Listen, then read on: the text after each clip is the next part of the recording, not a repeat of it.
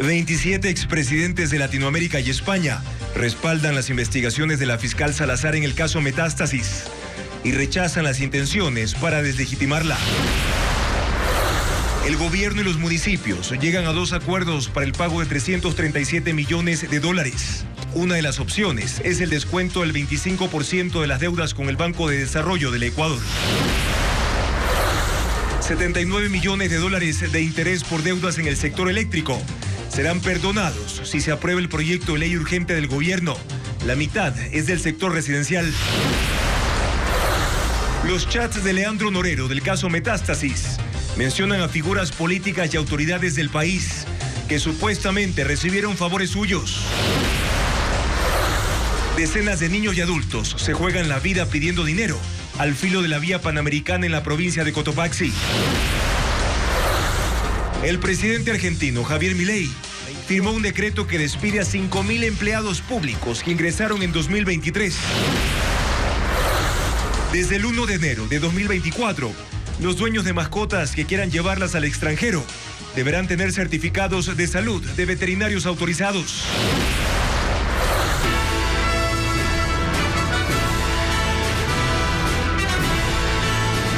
Martes 26 de diciembre de 2023. Bienvenidos amigos a Televistazo Estelar. Comenzamos con más reacciones y revelaciones sobre el caso Metástasis.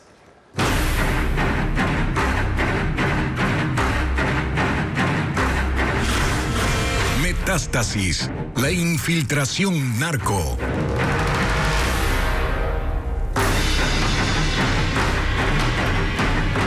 ...27 expresidentes de Iberoamérica firmaron una carta de respaldo a la fiscal Diana Salazar por la investigación del caso Metástasis.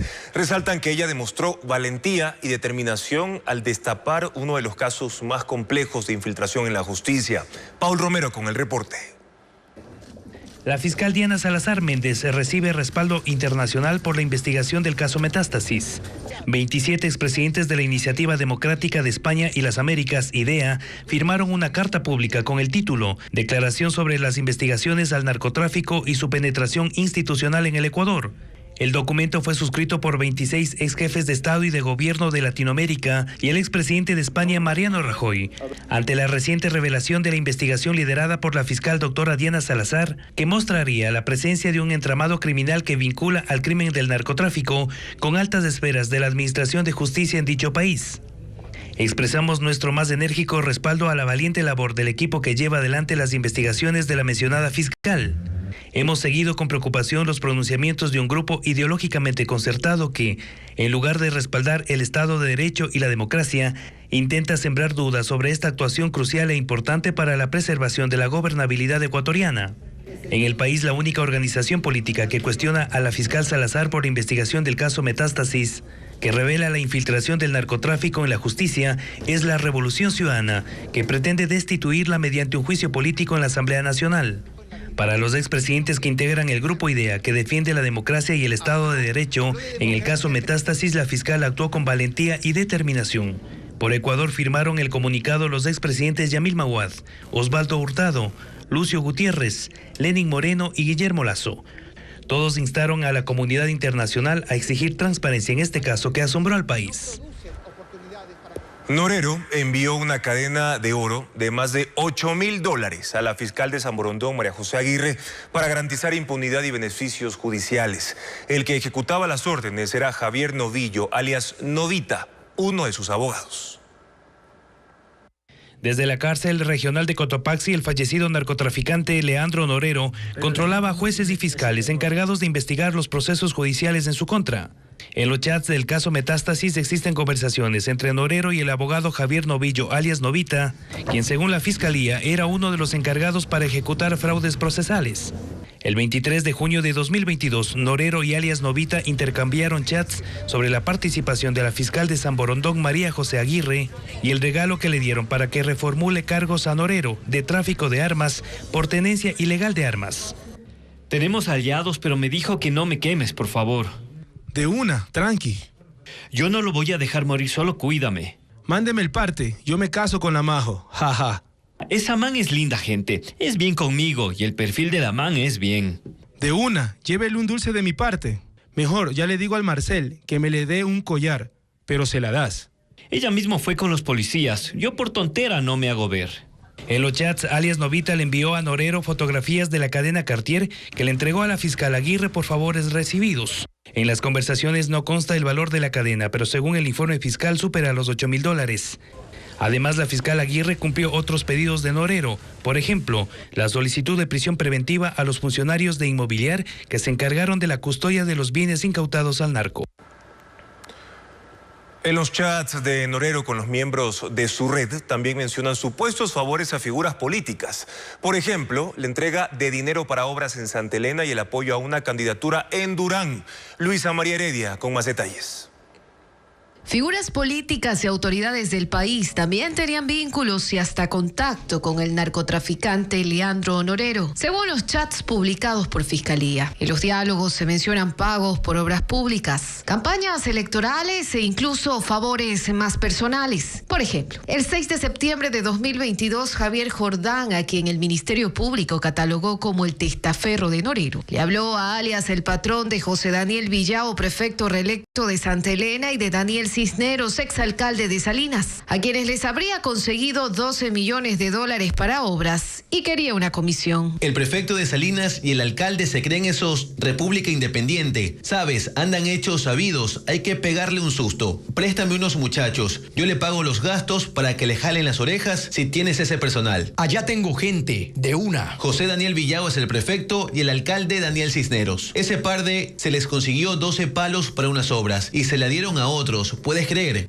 De una, hagámosle. Déjame consultarle al ruso para que vayan de parte de él. Es el 5% de 12 palos. Son 600 latas que tenían que dar. No dieron ni responden. Jaja, por eso querían comprarme mi casa. Algo similar habría ocurrido con el alcalde de Manta, Agustín Intriago, asesinado por sicarios el 23 de junio de este año, cuando realizaba una actividad en un barrio. En tanto que en otro chat entre Jordán y Norero, que tiene fecha 29 de septiembre de 2022, se evidencia el apoyo que le habría dado su grupo criminal a ciertas candidaturas para las elecciones seccionales de febrero y las anticipadas de agosto. Ñaño, habla con el ruso, Ñaño, que no le estén metiendo gente a ese man de Estrada. Por ahí anda diciendo que el ruso le está metiendo unos LK y que no se preocupa de mí porque tiene alguien que me controla. No le pares bola a ese que es pura lengua. El ruso no se mete en nada de nada y con nadie. Solo estamos apoyando a la Arce, la de Durán. Arias el Ruso, de acuerdo con Fiscalía, es el ex legislador de la Revolución Ciudadana Ronnie Aliaga. Alexandra Arce, quien fue alcaldesa de ese cantón de Guayas, es ahora asambleísta. Yo no conozco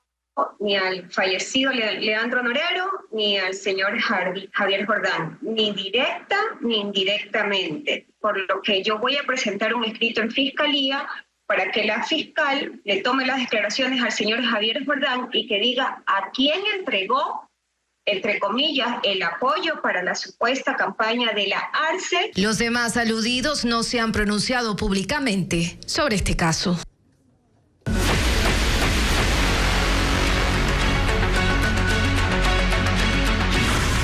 Energía, el mapa alternativo. El costo de la electricidad que se compra a Colombia pasó de 64 centavos a 13 centavos este lunes. Lo confirmó la ministra de Energía, Andrea Robo, durante su comparecencia a la comisión que tramita la ley energética en la Asamblea. Patricio Díaz con las declaraciones. La primera sesión de la Comisión de Desarrollo Económico para analizar la ley energética fue virtual. La ministra de Energía, Andrea Robo, presentó las bondades de la norma, especialmente la apertura a la participación del sector privado. El Plan Nacional de Expansión de Generación y Transmisión Eléctrica incluye, según dijo, 19 proyectos hidroeléctricos, 7 termoeléctricos, 5 eólicos, entre otros, que deberán estar listos hasta 2032, con un costo de $10.000 millones que el Estado no tiene. ¿Cómo se hace cargo de un hueco más grande en los temas energéticos cuando el sector privado puede apoyar desde la generación y desde quienes vienen a poner el dinero? Para ella, esto no es una privatización. Se trata de incentivar con beneficios tributarios a quienes instalen, por ejemplo, sistemas de autogeneración. Con esta ley, el gobierno busca la eficiencia eléctrica, por ejemplo, el recambio tecnológico en aparatos o electrodomésticos ineficientes. como calefones, refrigeradoras, aires acondicionados. Para ello, se creará un fondo especial. Para este fondo están unidas varias iniciativas provenientes de multilaterales. El BID, la CAF, el Banco Mundial, todos están interesados en tener un mejor manejo de la demanda. En su comparecencia, la ministra informó sobre las acciones para enfrentar la crisis energética, y entre ellas la gestión que realizó en Colombia, porque bajó el valor del kilovatio hora, que llegó en su momento a 64 centavos. Para el día de hoy, por ejemplo, la importación de energía son de 13 centavos el kilovatio hora. Estamos hablando que eso genera un alivio financiero a la caja fiscal, a la caja de liquidez de nuestras empresas distribuidoras. Para los usuarios, dijo la ministra, no habrá incremento de la tarifa eléctrica. En esta jornada, la comisión recibió también a los representantes de SELEC, SENACE y empresas de distribución de energía. Al ser una ley con carácter de económico urgente, la Asamblea tiene hasta la última semana de enero para tratarla. Ahora, Ecuador es uno de los países de la región con mayor potencial de generación eléctrica, pero la falta de inversión y planificación ha hecho que la mayoría de los recursos se desaprovechen. Francisco Garcés describe el panorama. Según el Plan Maestro de Electricidad, el Ecuador tiene recursos para producir más de 25.000 megavatios de energía económicamente viables, lo que le convierte en uno de los países con mayor potencial en ese ámbito de la región. Ese plan apunta a que la principal fuente de electricidad debe ser la hidroeléctrica. Los caudales de los ríos tienen un potencial de más de 90.000 megavatios, pero de ellos solo 22.000 son viables económicamente. El mayor potencial de generación sigue en las provincias del oriente, en donde están identificados proyectos por más de 15.000 megavatios de potencia, principalmente en Napo, Orellana, Pastaza y Zamora Chinchipe. Pero también hay otras provincias que destacan por su potencial, como Esmeraldas, con casi 1.300 megavatios posibles, o Azuay, con otros 500. Según el plan, el país debería estar produciendo más de 6.300 megavatios de energía hidroeléctrica, lo cual superaría con creces la demanda nacional, que está cuantificada en 4.700 megavatios diarios. El Ecuador no ha aprovechado aún ni el 30% con las centrales hidroeléctricas instaladas. El plan también contempla generación no convencional, como la eólica, la solar, la geotérmica y otro tipo de fuentes renovables. Si se juntan, el Ecuador tiene potencial para producir más de 3.000 megavatios. Solo con el viento se puede producir más de 1.600 megavatios y más de la mitad de ellos solo en la provincia de Loja.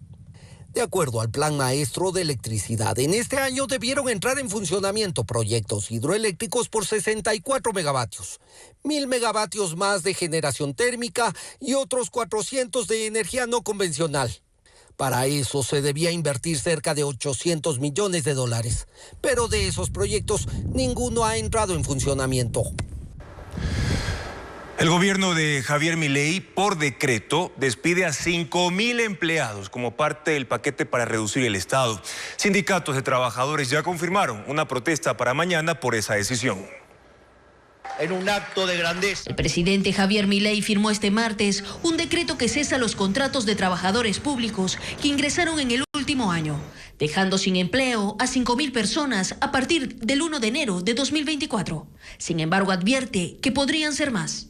El resto de los contratos entra en un proceso de revisión que va a durar 90 días. Personas con discapacidad y personal considerado indispensable están entre las pocas excepciones del decreto, que forma parte del plan de ajuste fiscal de emergencia de Milei, que busca ahorrar $20.000 millones al sector público argentino. La Asociación de Trabajadores del Estado rechazó la medida, calificándola como una agresión, y dijo que no aceptarán ningún despido. Además, introdujo una denuncia penal contra el presidente Milei y todos los involucrados en el decreto por abuso y usurpación de autoridad, además de traición a la patria. Sindicatos anunciaron una nueva protesta contra el gobierno y sus medidas para este miércoles. Será la tercera contra Milei en los 17 días que tienen el poder. Con 10.000 cruces ilegales diarios por la frontera entre México y Estados Unidos, los cambios en materia de migración y seguridad son urgentes. Altos funcionarios de Joe Biden se reunirán con delegados del presidente mexicano Andrés López Obrador para tratar este tema. 11.000 migrantes están distribuidos este martes en una serie de albergues y campamentos del lado mexicano de la frontera, y ahí esperan una oportunidad para entrar a Estados Unidos por vías legales establecidas por el gobierno de Joe Biden mediante la gestión de citas a los solicitantes de asilo. Pero así también hay un flujo irregular que no se detiene. Las alambradas con cuchillas ya no son un obstáculo insalvable para muchos, y el peligroso cruce del río Bravo, en el que 2 personas murieron en los días previos a la Navidad, tampoco. El rumor de que la frontera se cerraba por las fiestas de fin de año provocó un incremento de migrantes, y una nueva caravana con una multitud va rumbo al norte por territorio mexicano. En noviembre, las autoridades fronterizas de Estados Unidos detuvieron a 192.000 migrantes, y en estos últimos días de diciembre han detectado a 10.000 personas por día, una cifra que no se veía desde el anuncio del fin de las restricciones sanitarias que estuvieron vigentes desde la pandemia en el gobierno de Donald Trump, lo que aumenta la presión tanto para autoridades de México como de los Estados Unidos, al punto que han tenido que reabrir rutas ferroviarias en la zona para el desplazamiento de más personal y de oficiales de control y seguridad fronteriza. De ahí que México y Estados Unidos abordarán este miércoles temas de migración en un encuentro programado en Ciudad de México. El presidente Andrés Manuel López Obrador será el anfitrión de los diálogos, y por Estados Unidos asistirán el secretario de Estado Anthony Blinken y el secretario de Seguridad Nacional Alejandro Mayorkas. Estados Unidos habla de un aumento dramático en el flujo de migrantes a través de la región, y junto a México buscan ampliar las vías legales para los solicitantes de asilo y así también poner freno a la inmigración. El Servicio de Rentas Internas aumentó la base imponible para la declaración del impuesto a la renta. El próximo año tendrán que pagarlo quienes ganen $11.902 anuales, como le explica Diego Puente. Todas las personas que ganen en 2024 más de $991 netos mensuales declararán y pagarán impuesto a la renta. El monto subió porque el de este año es de $977. Es decir, pagarán esta imposición aquellos que al año ganen $11.900. En este grupo constan profesionales, quienes trabajan con facturas y no son parte del régimen RIMPE, y los empleados en relación de dependencia. Lo que necesito considerar siempre son los y tengo muchos gastos personales, es que puede incluso que con un ingreso importantísimo no llega a pagar impuesto a la renta. Los gastos pueden ser de salud, alimentación, educación e incluso lo destinado para mantener a mascotas.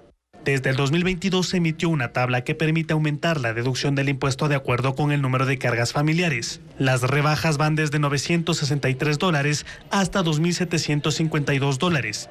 El próximo año esos montos también cambiarán porque se fijan tomando en cuenta el costo de la canasta básica. ¿Desean viajar con mascotas al extranjero? Desde el 1 de enero es requisito llevar un certificado de veterinario privado autorizado. Diego Cuenca explica cuánto cuesta. Si un ciudadano quiere viajar al extranjero con su mascota, debe considerar los cambios que emitió la Agencia de Regulación y Control Fito y Zoosanitario, Agrocalidad, desde el 1 de enero del 2024. Los certificados de salud de perros y gatos deberán ser solicitados directamente a médicos privados autorizados para realizar el trámite. Son 82 profesionales que con sus servicios cubren 12 provincias, principalmente Guayas y Pichincha. Están encargados de emitir la certificación en el que registran nombre, edad de la mascota, anticuerpos contra la rabia luego de la vacunación, la desparasitación y otros diagnósticos según los requerimientos de cada país. Emitimos cerca de 4.000 certificados para que las mascotas puedan viajar al extranjero anualmente. El certificado, al ser un documento oficial, lo emite la agencia.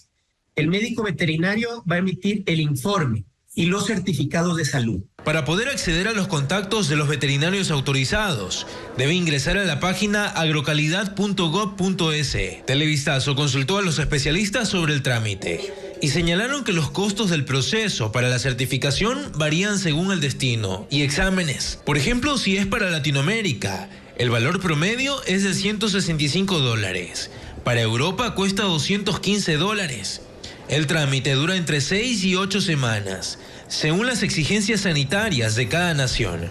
Esos precios incluyen la tarifa de $27.71, que es la tasa de agrocalidad.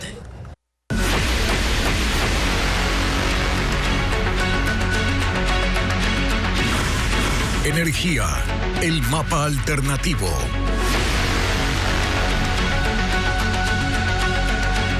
El proyecto de ley de competitividad energética que trata la Asamblea Nacional como urgente propone la condonación de intereses para los deudores del servicio eléctrico. Francisco Garcés indica cuánto se quiere recaudar. El gobierno propone que los usuarios que no hayan podido pagar las planillas de servicio eléctrico no tengan que pagar los intereses por esa deuda. Así consta en 2 disposiciones transitorias de la Ley Orgánica de Competitividad Energética que se analiza en la Asamblea. Por esta vía, el régimen propone perdonar el pago de $79 millones y que los deudores paguen el capital en los 90 días que sigue una vez que la ley sea aprobada en la Asamblea. Según la evaluación hecha por el gobierno, más de $43 millones suman los intereses de los usuarios del sector residencial, seguido de organizaciones, iglesias y entidades de atención social que deben 17 millones. Los 19 millones restantes corresponden al sector industrial, a entidades oficiales y al sector comercial. El objetivo del gobierno es que las empresas eléctricas puedan recaudar $440 millones de lo que les deben. En el caso de Centro Sur, para algunas preocupaciones de los señores asambleístas y miembros de la comisión, el sector residencial representa el 75% de las obligaciones pendientes de pago. Sería el principal beneficiario. El 18% es el sector comercial de nuestra cartera y apenas el 5% el sector industrial. Es decir, se ratifica que los principales beneficiarios de una condonación de intereses en el caso de Centro Sur sería el sector residencial. La deuda más grande es la de los usuarios del sector residencial con un capital de $292 millones. En mi cartera vencida como $2 millones y casi el 32% son cuentas que no se pueden cobrar. Realmente no ha habido la gestión. Si vamos con una ley que también nos ayude a disminuir esa cartera vencida, sería muy importante. El gobierno busca así mejorar la liquidez de las 9 empresas distribuidoras de electricidad que por la crisis eléctrica han tenido que destinar el 100% de los montos de recaudación para pagar la energía importada de Colombia, que hasta el momento les ha costado más de $220 millones. Y la ley de competitividad energética le apuesta a la generación para autoabastecimiento con una condición, que sea con energías renovables no convencionales. Lenin Artieda con el análisis. Del 100% de la energía que se genera en el país, apenas el 1% corresponde a energía renovable no convencional.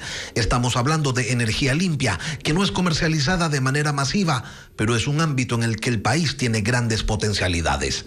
El tema cobra más importancia aún porque en la Ley de Competitividad Energética que el gobierno remitió a la Asamblea, se señala que el sistema de generación distribuida para autoabastecimiento debe ser con recursos energéticos renovables no convencionales. Es decir, los incentivos para la inversión de empresas privadas que quieran autoabastecerse de energía no corresponde a generación hidroeléctrica ni térmica. Según el Plan Maestro de Electricidad, la generación actual con biomasa es de 137 megavatios, con energía solar de 24 megavatios, con energía eólica de 17 megavatios y con biogás 7 megavatios. Con eso se llega a un total de 185 megavatios, generación totalmente marginal si se la compara, por ejemplo, con los 3.000 megavatios de generación térmica que tiene el país. Al momento hay 3 proyectos en desarrollo de energía renovable no convencional. Bilonaco 3, que generará 110 megavatios. El proyecto fotovoltaico de El Aromo con 200 megavatios y Conolopus en Galápagos con 15 megavatios más. En este escenario, el proyecto de ley empieza a recibir críticas. Primero, porque no alienta un mercado competitivo de generación, transmisión y distribución, ya que es el Estado quien autorizará la delegación en casos excepcionales. Además, la generación no convencional no es aplicable para todas las actividades y son tecnologías muy costosas si se las compara con la generación hidroeléctrica e incluso con la generación térmica con gas natural. 5 estados en el centro de Estados Unidos sufrieron los efectos de una tormenta de nieve en Navidad. Dakota del Norte y del Sur, Nebraska, Illinois y parte de Colorado tuvieron temperaturas congelantes y centenares de vuelos fueron cancelados. La carretera interestatal que cruza Nebraska estuvo bloqueada por la que hasta ahora es la peor nevada de este invierno. Decenas de autos y camiones quedaron atrapados. Otros vehículos se deslizaron en el camino helado y terminaron accidentados en la vía que fue cerrada durante horas. Más de 1 millón de personas quedaron bajo alerta desde el día de Navidad por un clima severo que se mantiene hasta este martes, con el aviso de no usar algunas autopistas, pues el hielo las puso en condiciones resbaladizas. Decenas de condados fueron declarados en emergencia en Dakota del Sur y Dakota del Norte. En la ciudad de Fargo hay temperaturas congelantes y se pronostican hasta 10 grados bajo cero esta semana, así como vientos de 80 kilómetros por hora por una masa de aire helado que baja desde Canadá. Mientras que en Chicago, la escasa visibilidad por la tormenta obligó a cancelar los vuelos en el aeropuerto de Midway, dejando varados a miles de viajeros que retornaban a casa luego de la celebración navideña. En todo el país se cancelaron 140 vuelos y otros 1.600 sufrieron retrasos. En la localidad argentina de Rincón, en la provincia de Catamarca, el desbordamiento de un río arrasó con un puente peatonal. La estructura, que había sido inaugurada hace un mes, cayó en segundos y dejó aislado al pueblo.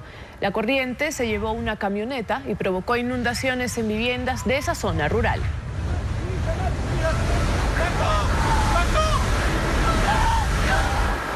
En China, la ciudad de Beijing batió un récord de temperatura bajo cero. El observatorio meteorológico superó las 300 horas a menos 10 grados centígrados, el mayor tiempo desde que comenzaron los registros en 1951. Además, en el norte y centro del país han sufrido olas de frío este mes. Las autoridades cerraron escuelas y autopistas debido a las tormentas de nieve.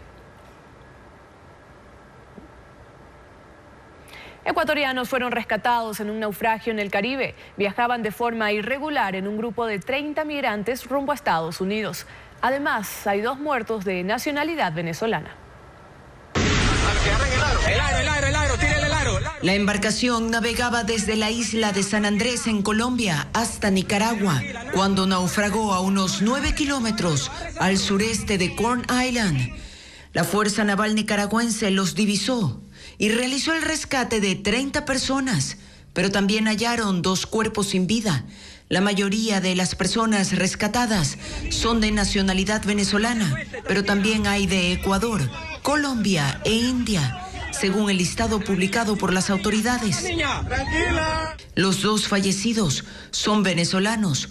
Uno de ellos era una menor de 4 años.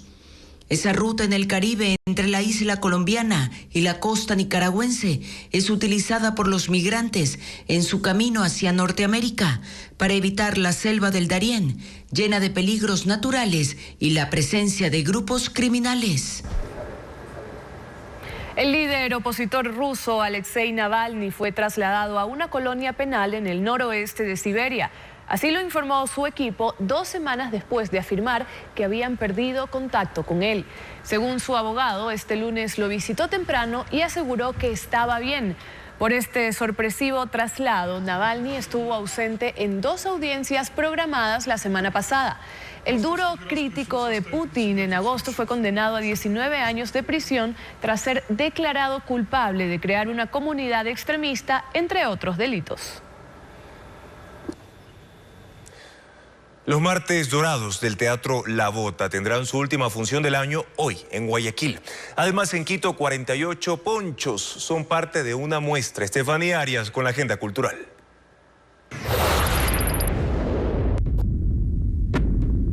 Textos, dibujos y música que hacen una exploración personal del artista ecuatoriano José Mano Salvas. Es la exposición Self-Love Message en la Casa Carrión de Bellavista, en Quito, que estará abierta hasta el 3 de febrero de 2024.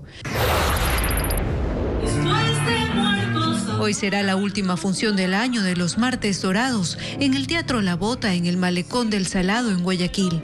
Sobre el escenario estará el bailarín clásico Rafael Espinosa y un concierto con la cantante Jenny Villafuerte. La función gratuita comenzará a las 4:30 de la tarde.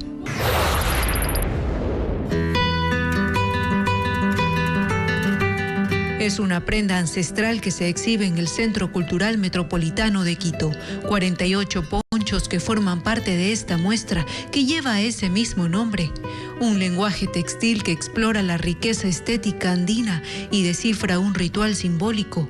La exposición estará hasta el 25 de febrero, de miércoles a domingo de 9:30 de la mañana a 4:30 de la tarde. Los tradicionales baños con hierbas aromáticas y también esencias, principalmente en el centro de Quito, se llenan en busca de energías positivas para recibir ya el 2024. Alex Ceballos con más de esa costumbre.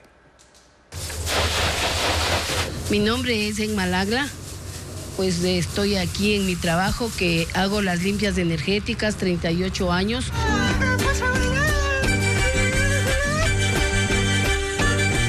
En la agitada actividad de la calle Rocafuerte en el centro de Quito, Enma Lagla ofrece una recarga de energía, paz, desestrés para el próximo año. Botar las malas energías del año que ya se va y viene otro año nuevo. Desde hace 38 años las hierbas medicinales son sus aliadas para luchar contra la mala energía, el denominado mal aire. También para el espanto. Porque es muy bueno, la verdad, hacerse esto. O sea, cambia totalmente la energía de uno, igual relaja totalmente el cuerpo.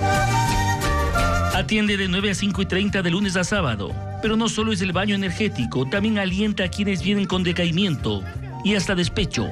También tengo que ser psicóloga, porque aquí les ayudo también según los problemas que tenga la persona. Hay personas que vienen acabadas, destruidas, y entonces aquí lo que tratamos, Dios mediante, de ser sabias para ayudar a la gente. Vienen de otros países y se admiran del conocimiento que tiene la vecina Enma. Algunos extranjeros le han propuesto ir al exterior. Me han invitado que vaya ya los fines de año para que les haga a ellos, pero les he dicho aquí no puedo hacerme en dos, porque bueno, algún día será, si Dios me permite, irme para allá. Aunque termina agotada después de una jornada de trabajo, ella sabe que es importante servir a la comunidad y de esta manera recargar a esos agotados clientes que llegan en busca de energía positiva.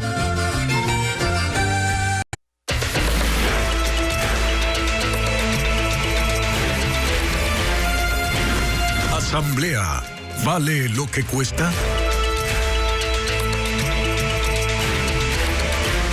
$42 de 100 puntos obtuvo la Asamblea Nacional en cuanto a transparencia. Un informe regional indicó que faltan leyes de acceso a acuerdos o para la contratación de asesores y asistentes de despacho. Diego Puente con más información. La Asamblea Nacional registra bajas calificaciones en transparencia según el último informe de la Red Latinoamericana por la Transparencia Legislativa, que agrupa a 15 países. El legislativo ecuatoriano alcanza 42 puntos sobre 100. Entre las principales observaciones constan, por ejemplo, la falta de una ley de lobby o cabildeo para especificar en qué temas se puede realizar esta actividad y para hacer públicas las conversaciones entre los legisladores y partes interesadas en determinadas leyes. Mauricio Alarcón, director de la Fundación Ciudadanía y Desarrollo que elabora el informe sobre Ecuador, indicó que hay más problemas cuando se observa cómo trabaja la Asamblea. Por ejemplo, las constataciones de quórum en el Pleno de la Asamblea Nacional, no únicamente las votaciones, que se transparente al país del trabajo de las comisiones. La peor calificación que recibió el legislativo es en presupuesto y gestión administrativa. Alcanzó 26.9% y está entre los últimos de la región. Hay falta de transparencia para elegir asesores y personal en los despachos. Aunque se publican los nombres y los sueldos, no se proporcionan antecedentes profesionales. Deberían tener un nivel acorde a las funciones que van a desempeñar. No se trata además solo de los requisitos académicos, si tienen o no un título universitario, sino también cuestiones vinculadas a la integridad, a la ética, al no tener antecedentes. Además, no se publica la información sobre los concursos públicos para postular a trabajos dentro de la Asamblea. En cuanto a participación ciudadana, el informe recoge que el legislativo no fomenta consultas y audiencias con la gente para hacer leyes. También se observa poca información sobre los legisladores. Por ejemplo, en la mayoría de casos se aprecia menos del 50% de sus planes de trabajo y antecedentes profesionales. 67.6 millones de dólares solicitará la Asamblea Nacional para su funcionamiento el próximo año. Así lo decidió. Que sube casi en 3.9 millones de dólares. Y en egresos de capital, 3.5 millones también. Porque en función al déficit que hemos tenido, no se han podido hacer los mantenimientos previstos, renovación tecnológica que hemos tenido. Se toma en cuenta que en mayo de 2025, cuando la actual asamblea termine sus funciones, debe dejar todo listo para nuevos asambleístas, pues ya no serán 137, sino 147. Solo ahí tenemos alrededor de 44 computadoras más, hablando de manera simple, que tendríamos que adquirir. El coordinador de planificación señala que se tiene que prever la realización de 5 consultas prelegislativas pendientes del anterior periodo de la Asamblea. Tenemos un histórico que la última se hizo en el año 2015, ¿sí? Y se gastó en promedio $600,000. El rubro por gastos de personal es el más grande. En 2022 fue de $43 millones. Las autoridades actuales dicen que buscarán reducirlo en 2.4 millones. Pero lo que no se moverá es el personal que trabaja con los asambleístas y en las comisiones. Cada legislador tiene la opción de contratar para su despacho 2 asistentes y 2 asesores. Estos últimos tienen categorías. El de nivel 1 puede llegar a ganar $3,014. Cada una de las 15 comisiones permanentes tiene un secretario, un prosecretario, 2 asesores nivel 1 y un asistente. Esto sin contar el personal administrativo y de otros departamentos de la Asamblea. El legislativo remitirá esta solicitud de presupuesto al Ministerio de Finanzas para su asignación. Daniel Noboa cambió el código de ética para el gobierno que seguía vigente tras la salida de Guillermo Lasso. Enfatizó que su equipo de trabajo tiene prohibido realizar cabildeos que podrían constituirse en tráfico de influencias. Informa Luisa María Heredia.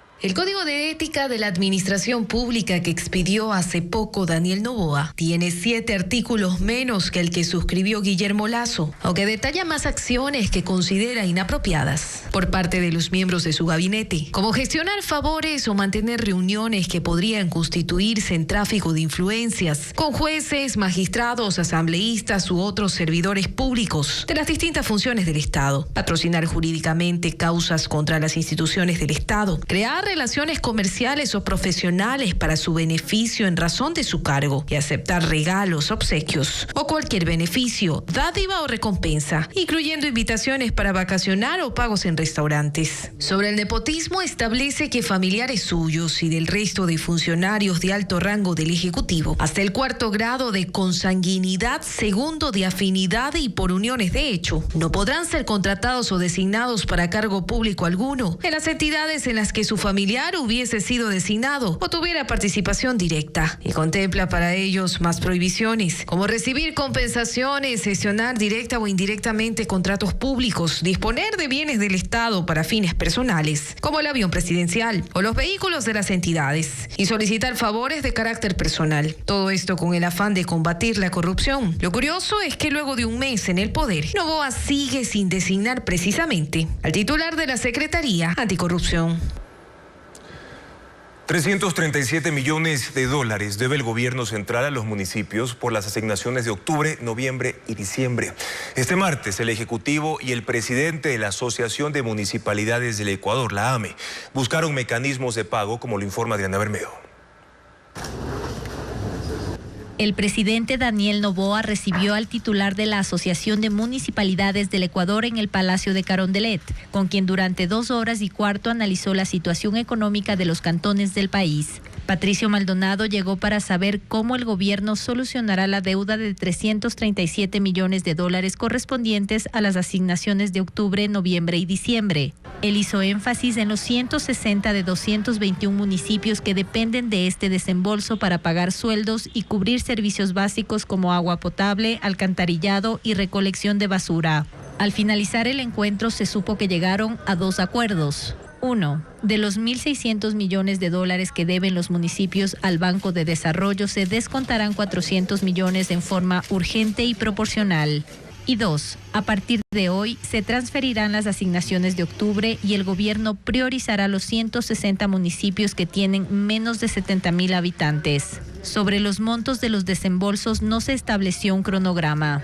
Van a ir ejecutando en estos días pagos paulatinamente conforme vayan teniendo ingresos en sus arcas. También nos ha puesto claro de que tiene una necesidad de 7.000 millones de dólares y apenas cuentan con 100 millones de dólares. Acerca del cruce de deuda con bienes de inmobiliar, fuentes de las prefecturas dijeron que continúan a la espera de la lista con el inventario de edificaciones que el gobierno prometió para que los gobiernos autónomos seleccionen las de su interés. Esta propuesta beneficiaría a prefecturas y municipios. La deuda total con ellos asciende a 1.600 millones de dólares.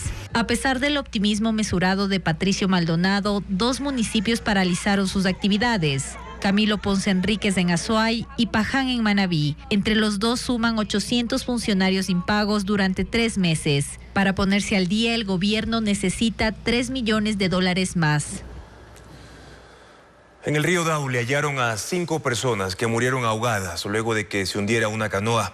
Diego Cuenca describe los violentos hechos de las últimas horas. El naufragio ocurrió la noche de lunes en el río Daule en Guayas, cuando una canoa que transportaba a 25 personas se viró. La embarcación navegaba desde el recinto Pula hacia el sector Puente Lucía. Ese martes, los equipos de rescate hallaron los 5 cadáveres de los tripulantes, entre ellos 2 mujeres de 39 y 53 años y un adolescente de 13. Una de las hipótesis es que el exceso de peso provocó el hundimiento y ningún ocupante usaba chalecos salvavidas. La policía busca al operador de la embarcación y la fiscalía investiga las causas del accidente, que también dejó 2 desaparecidos. Ese martes, en un cementerio del Cantón Durán en Guayas, hallaron el cuerpo de una mujer entre 25 y 30 años. La víctima presentaba signos de violencia. Sus pies estaban embalados con cinta. La policía aún no identifica a la fallecida. Un grupo de criminales atacó a tiros a 2 hombres en Quevedo, provincia de Los Ríos. Las víctimas tenían entre 40 y 48 años. Ese último fue alcanzado por las balas cerca de un velorio. Bandas llevaron a cabo un acto navideño en Daule, provincia del Guayas.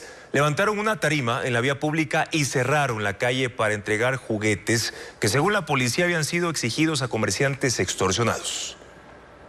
Y se le agradece a la firma Los Choneros y a los Fatales Daule y más que todo a la firma Fito, MB Chorrón y la O. Un evento navideño en el que participaron grupos delincuenciales, aliados de los choneros. Se dio el sábado 23 de diciembre en el sector de La Yolita, en el sur de Daule, en Guayas. En el video se observa una tarima instalada en la vía pública. Además del hombre con el micrófono, 6 más están abrazados sobre la estructura, agradeciendo cuando se menciona a estas bandas. En el festejo se entregaron juguetes que, según la policía, fueron fruto de la extorsión a comercios del cantón. Por ello, piden a las personas no dejarse engañar. Y esto genera también las famosas apologías del delito a través de estos mítines navideños, acciones navideñas, que vienen a no decir las cosas como son y qué está pasando en esta localidad. Extraoficialmente se conoce que pedían cantidades altas de juguetes de 100 a más. Desde el municipio aseguran que desconocían del festejo y que no se solicitó permisos para cerrar la vía. Los agentes señalaron que La Yolita es un sitio tomado por los choneros y que el domicilio de un cabecilla de estas bandas está ubicado en la zona. Está a 10 metros de la casa de él. Este individuo se encuentra detenido, se encuentra preso en la penitenciaría del Litoral. La policía no se enteró del evento hasta el domingo, cuando el video circulaba en redes sociales. Los moradores no dieron detalles y los involucrados tampoco han sido identificados. La policía conoció extraoficialmente que otros 2 eventos similares se habrían dado el fin de semana. A inicios de este mes, panfletos de otra organización delictiva circularon en Bastión Popular noroeste de Guayaquil, donde pedían 500 juguetes a locales, asegurando que eran para niños. Este lunes, Televistazo presentó un reportaje sobre el vandalismo en las locomotoras y oficinas del Tren Ecuador en Quito. El Ministerio de Transporte y Obras Públicas evalúa los daños. Carla Delgado con los anuncios. Talleres vandalizados, oficinas destrozadas, locomotoras grafiteadas, cables cortados. ¿Qué hará el Ministerio de Transporte y Obras Públicas con las locomotoras que habían sido reparadas? Como esta que llegó al país en 2015 desde Europa.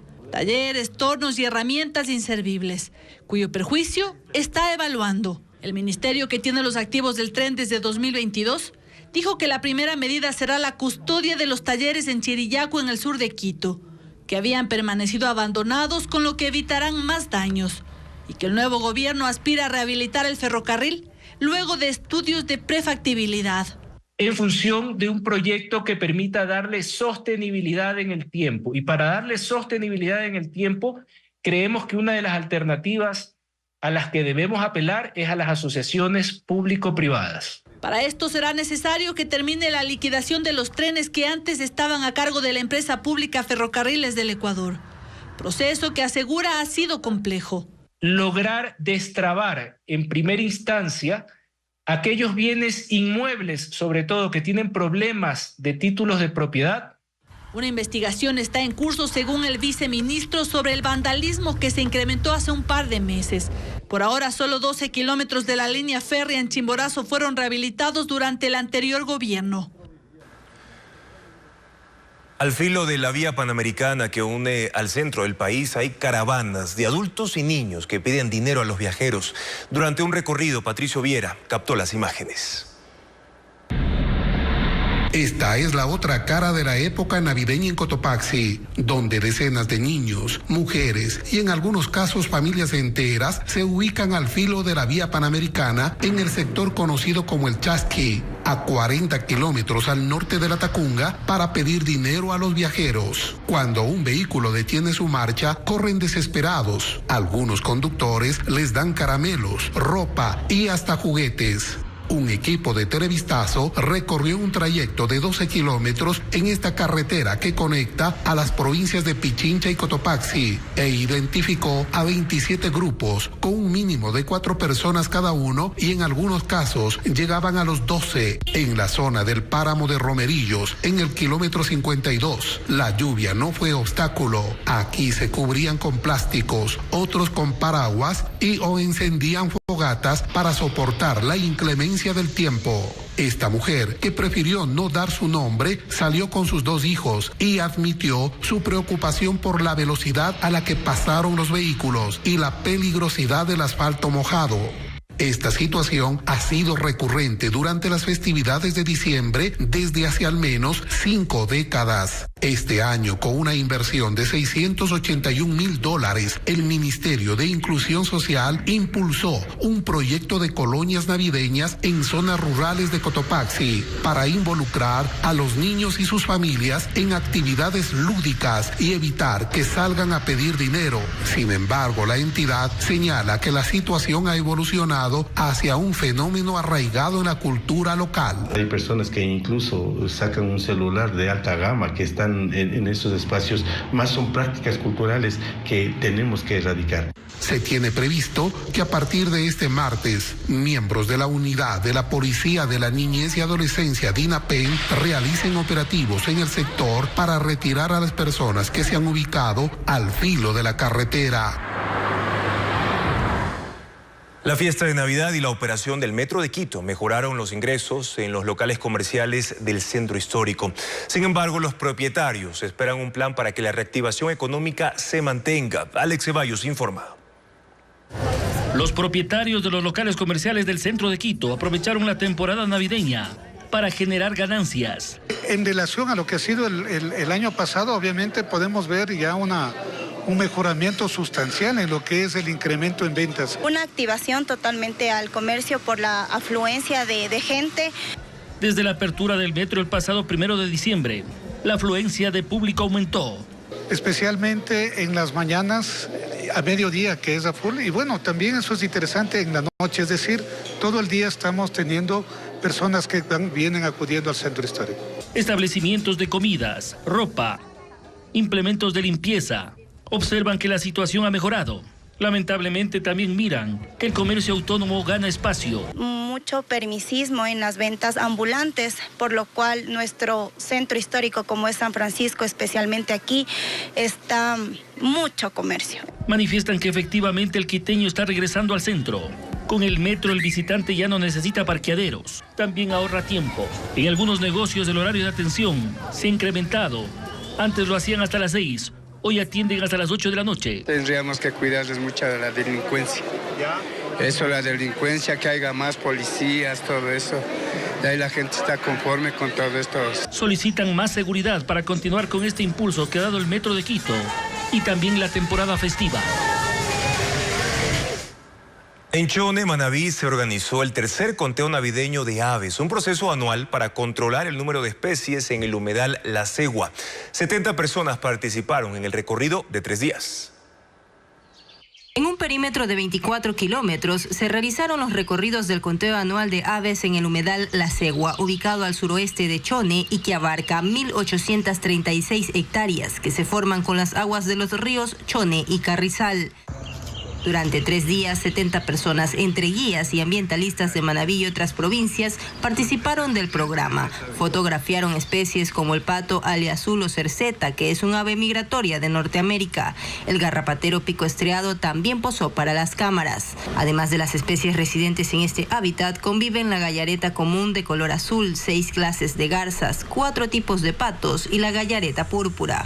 Que estén conscientes, por ejemplo, los aves nos hacen un beneficio en la protección de los cultivos, nos comen un montón de insectos. El proceso comienza con la observación y comparación de las aves para determinar a qué familia pertenecen.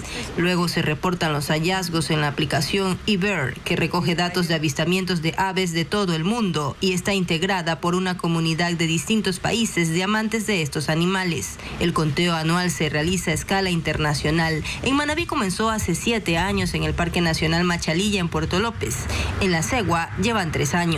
Solo en este humedal hay 10 guías que trabajan por la preservación de este espacio natural y organizan el avistamiento. En el humedal La Cegua se estima que la población de aves sobrepasa los 7.000 ejemplares. La mayoría son migratorias, pues vienen de Norteamérica hacia Ecuador en el último trimestre de cada año en busca de alimento. A inicios de enero emprenden el vuelo de retorno. Los resultados del conteo de este 2023 se conocerán en los próximos días, tras el cotejamiento de los datos y las fotos.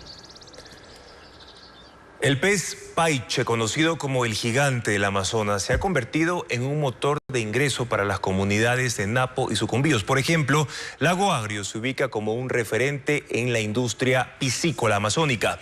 Elizabeth Quesada nos cuenta más en el siguiente reportaje. La ciudad de Lago Agrio, en Sucumbíos, destaca como líder en la cría del paiche, el pez de agua dulce más grande del Amazonas, que puede medir hasta 3 metros. Son aproximadamente 100 piscicultores que producen 12.000 ejemplares anuales distribuidos en 200 piscinas. Y en un paso más hacia la sostenibilidad, 40 de estas personas formaron una asociación en las comunidades indígenas de Sinangoe y San Pablo.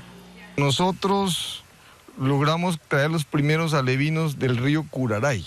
Allá volamos hace muchos años en un vuelo de apoyo militar y logramos sacar los primeros paiches con los que empezamos esta aventura del cultivo del paiche. Logramos adaptarlos a comer balanceado de forma progresiva.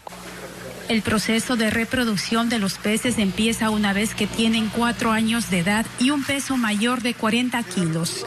Tras la fecundación, las larvas demoran 2 meses en convertirse en pequeños peces que luego son introducidos en estanques de 8 metros cuadrados.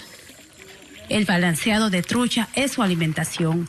La asociación tiene actualmente 200 paiches adultos que consumen 30 kilos por día al mes e invierten $900. Es luego de 16 meses cuando ya alcanzan más de 1 metro de largo y pesan 15 kilos que se pueden comercializar. El kilo de paiche sin espinas tiene un costo de $15 y es ofertado en supermercados en Lago Agrio, Quito y Guayaquil. Pero además, este particular pez también es aprovechado en Napo para promover el turismo. En Puerto Misaguayí han despuntado 8 centros comunitarios que tienen lagunas hasta donde llegan visitantes de Tena, Ambato, Quito y Guayaquil para avistar y fotografiar al gigante del Amazonas, que deslumbra con su tamaño. Son aproximadamente 100 visitantes que llegan por semana. En cada centro hay una laguna de 1 hectárea. Hacer el recorrido en bote cuesta $10. Aquí también se pueden degustar platos con paiche. Es así como este pez es aprovechado por comunidades de la Amazonía para generar fuentes de ingreso a través de la producción y el turismo. ¿Y qué será tendencia en cortes de cabello para mujer en el 2024? El estilo de la década de los 90 regresa. Elaine Sánchez nos cuenta por qué en el siguiente reportaje. Pixie corto en tono fucsia marcará la tendencia este 2024. Es un estilo renovado que se inspira en la simplicidad de la mujer de los 90. Un corte con el que muy pocas mujeres se atreven. Al ser un corte alto, tiene un poder rejuvenecedor y es cómodo para peinar. En 5 minutos está lista. Yo soy muy fan de Charlize Theron. Ella también tuvo este corte y vi una foto de ella. O sea, me encantó de verdad. Me siento única y me siento súper espectacular. Este corte permite que se vea más longitud sobre su rostro, un cuello más estilizado y a los lados se mantiene un sutil degradado. El estilo mariposa se mantiene. Es común hasta los 30 años. Es un corte capeado que gira hacia el rostro para dar un efecto de contorno que afina el rostro. Es ideal para las mujeres que prefieren la melena larga. Aporta movimiento, cuerpo y textura. El requisito es tener abundante cabello.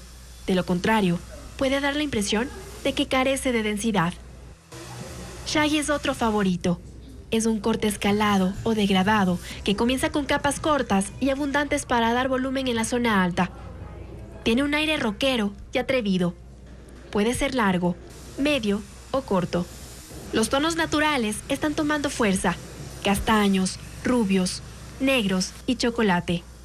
Combinados con puntas sanas y selladas. En el cantón Mira, provincia de Carchi, un hombre tiene 200 cabras para la producción de leche que no solo destina a una empresa de exportación de queso, sino también para consumo local de comunidades aledañas. Ese producto es considerado como fuente de energía y cubre enfermedades respiratorias. Veamos. Lo conocen como el señor de las cabras de San Marcos. Se trata de Jorge Valverde, de 52 años, oriundo de Mira en Carchi. Tiene 200 animales. Inició con 2 en 2006 con el propósito de comercializar carne y leche. Su jornada empieza a las 6 de la mañana en El Aprisco, lugar donde permanecen bajo cubierta. Entre 5 personas ordeñan de 20 a 50 cabras para obtener entre 40 y 130 litros de leche por día. Luego, sacan el rebaño del corral a pastar al campo. Este ha sido un proceso no solamente de este año. Nosotros tenemos ya más o menos unos 19 años dentro de lo que es el proceso de trabajo que tenemos aquí en el lugar. Tenemos más o menos ya hecho un cronograma más o menos que tiene que estar un rutante más o menos de unos 40 litros diarios. La producción no solo se entrega a una empresa de exportación de quesos. Cada mañana, habitantes de Mira llegan a la hora del ordeño para consumir la leche. Dicen que ayuda a mejorar su salud si la beben por 9 días seguidos. Edgar Ponce es ingeniero en alimentos y explica que la leche caprina aporta 35 gramos de proteína por cada litro, además de fósforo y calcio. Por ello, cada litro se vende en $2.50. El secreto está en el cuidado que reciben estos animales. Pastan 5 horas diarias y su alimentación se complementa con quinoa, chocho, haba, maíz y morochillo. Además, en este lugar le dan un valor agregado a la leche, elaborando quesos y dulce bajo pedido. Una persona fallecida, daños en 6 casas y un negocio incendiado en Guayaquil y Chone por mal manejo de juegos pirotécnicos pese a las campañas de prevención. Vanessa Robles reporta que 5 provincias concentraron la mayoría de casos en diciembre pasado. Con las paredes destruidas y la sala convertida en escombros, quedó esta vivienda tras el fuerte estruendo que afectó otras 5 casas en Socio Vivienda 2 noroeste de Guayaquil en Guayas. El fallecido fue identificado como Steven Tomalá, un joven que estaba en el baño manipulando material pirotécnico cuando la acumulación de gases causó la explosión. Al rescatar el cuerpo, los bomberos retiraron sacos y cartones con más camaretas. En Chone, provincia de Manabí, la explosión de pirotecnia encendió un negocio de la zona comercial y alarmó a los dueños de locales aledaños y a quienes realizaban compras. Algunos se refugiaron en los almacenes cercanos. No se registraron heridos. Se presume que la inadecuada manipulación sería la causa de que se activara. Esto mientras las campañas a escala nacional para crear conciencia de la peligrosidad de manipular pirotecnia ya iniciaron por parte de la policía, el ECU 911, Secretaría Nacional de Gestión de Riesgos y Cuerpo de Bomberos. Buscan evitar que unos minutos de diversión desencadenen caos y consecuencias contundentes. Entre ellas, pues, afectaciones en las vías respiratorias, quemaduras en las extremidades superiores, generalmente lesiones a nivel ocular. Y los más afectados generalmente son los niños. El artículo 361 del COIP establece de 3 a 5 años de prisión por el uso de armas de fuego, municiones y explosivos no autorizados. Según la policía, la mayor cantidad de decomisos de explosivos de este tipo han ocurrido en 5 provincias: Guayas, Los Ríos, Santa Elena, Pichincha y Azuay. Miles de monigotes ya son comercializados para fin de año en las calles 6 de marzo en el centro sur de Guayaquil. Muchas familias aprovecharon para adquirir el suyo en este feriado de Navidad, pues ya falta menos de una semana para despedir el 2023. Ya es toda una tradición visitar la 6 de marzo después del feriado de Navidad. Pasado el mediodía de este lunes, muchos llegaron a adquirir su año viejo, porque no querían dejar las compras para última hora. Recorrieron las 14 cuadras de esta popular zona del centro sur de Guayaquil, donde hay cerca de 65,000 monigotes de 800 artesanos. Hay para todos los gustos, de superhéroes, series animadas, jugadores de fútbol y también políticos. Los precios varían de acuerdo a los personajes y su tamaño. Y aunque hay muy pequeños, están también los grandes, que sobrepasan los 3 metros de altura. Esos cuestan entre $300 y $400. Va de poco en poco, día a día que va creciendo la venta, gracias a Dios. El monigote más vendido hasta ahorita es Daniel Noboa. Ese es el más pedido. Karina Neira acudió, pero no sabía cuál elegir entre tantas opciones. Hoy me di un día libre para comprar el año viejo, porque también trabajo. Hay quienes, en cambio, llegan desde otras provincias para observar esta galería de arte al aire libre. Comprando mi monigote, de Manabí. Sí, de Manabí vengo. ¿Viene todos los años para acá? Claro, especialmente a comprar este muñequito. Me gustó. Muchos de estos diseños sobresalen por su prolija elaboración, como este Thanos de los Vengadores o este Shenlong de Dragon Ball Z. Y la fabricación artesanal de caretas para disfraces y también monigotes en fin de año es una actividad tradicional que sobrevive. Políticos y deportistas son las imágenes con más demanda. Alex Ceballos muestra un taller en Quito. Es como sentirse en el personaje de la careta y fascinar a las personas que pasan a mi alrededor. Miles de formas y colores, personajes nacionales y extranjeros. Desde hace 52 años el Palacio de la Careta en el norte de Quito se esfuerza para atender los gustos más exigentes del país. Las elabora en polietileno o cartón, siempre el personaje más solicitado del año en el ámbito social deportivo. Los políticos siempre son de preferencia, en este caso Revolución Ciudadana va a llevar la medalla. Todos los años los ecuatorianos tienen la tradición de quemar el monigote con una careta. También la usan a manera de diversión antes de despedir el año. No se olvidan los modelos tradicionales, de los superhéroes, los músicos favoritos. Y la gente más bien está llevándose las máscaras de caucho, que es para divertirse, ¿no? Las de cartón a $2 hasta que se termine esto, porque ya no me quedan muy pocas. Antiguamente las caretas se vendían solo en las peluquerías. De ahí le surgió la idea a Vicente Paredes, estilista de profesión, quien dejó las tijeras y las peñillas para dedicarse exclusivamente a fabricarlas. En hacerles no se demora mucho, lo que se demora en hacer los diseños y los moldes. Ahí hay moldes, diseños que nos demoramos una semana, unas 3 semanas, un buen diseño. Así las caretas o máscaras están listas para este fin de año. El tiempo corre y todos se apresuran para despedir este 2023. Y la ruta de los monigotes gigantes ya concentra a cientos de visitantes en el suburbio de Guayaquil. En esta ocasión, Televistazo recorrió Krustyland, la propuesta a gran escala de los Simpsons, como muestra Vanessa Robles. llamativa réplica de la atracción del Paseo de los Simpsons de Universal Studios se lleva en las calles 18 y Francisco Segura en el suburbio de Guayaquil. Los llamativos ojos de Krusty el payaso dan la bienvenida al escenario de 12 metros de ancho por 7 de alto, que ofrece 10 minutos de inmersión en la serie animada mediante 3 estaciones. Del lado izquierdo está el clásico carro rosa de Homero, hecho de metal y cartón, donde los visitantes se pueden subir y manejar. A la derecha se encuentra la taberna de Moe, quien recibe al público con un vaso. Los detalles son fieles a la serie: una mesa de billar, el teléfono rojo y la máquina con el juego de preguntas. José Luis es el creador de esta propuesta.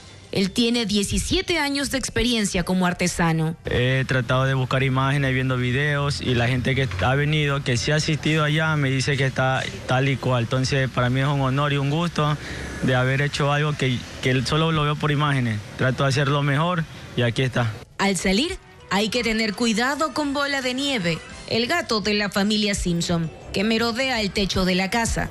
En su interior están todos: Homero, la bebé Maggie, Marge, Bart, Lisa y hasta su mascota ayudante de Santa. En la tradicional escena del mueble con el televisor, los visitantes pueden sentarse en el sillón y fotografiarse con los personajes. Yo me encargo de hacerle como que el toque especial aquí.